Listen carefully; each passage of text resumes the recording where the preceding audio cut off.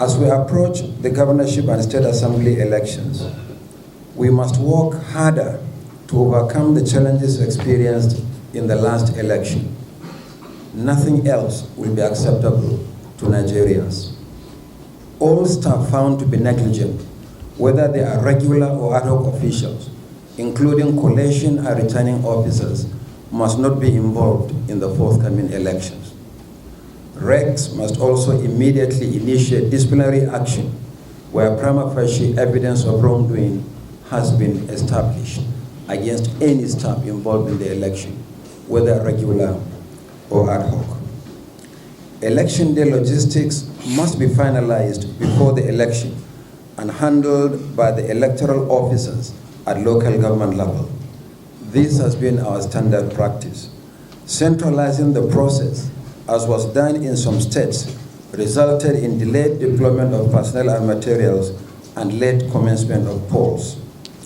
Resident electoral commissioners will be held responsible for any tardy arrangement or the failure to deploy electric power generators to collation centers or polling units where such facilities are needed.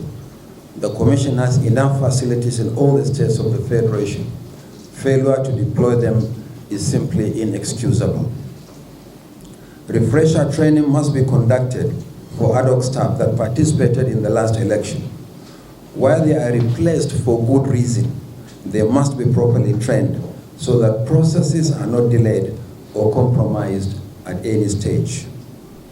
Arising from last week's election, the Commission has received reports from our state offices, as well as complaints and petitions from political parties and candidates. Where infractions of any kind are proven, there will be redress. I must add that any action taken by the Commission is without prejudice to the rights of parties and candidates to seek further remedy as provided by law. On election day technology, the bimodal voter accreditation system, the BVAS, will once again be deployed for voter accreditation and result management. The deployment of BVAS has gone a long way to sanitize voter accreditation, as can be seen from the results of recent elections. Since last week, the Commission has intensified the review of the technology to ensure that glitches experienced, particularly with the upload of results, are rectified. We are confident that going forward, the system will run optimally. Once again, the Commission would like to appreciate the patience and understanding of Nigerians. We do not take this for granted. We equally appreciate the patriotism of political, traditional, religious, and community leaders that appealed for calm. Similarly, the Commission appreciates the role of heads of election observation missions, some of whom are still in the country.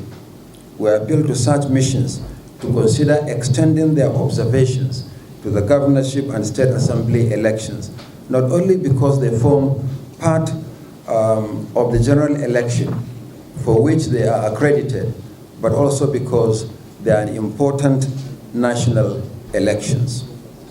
In the same vein, the Commission appreciates all domestic observers for their preliminary reports, which will help us enormously as we conclude the election.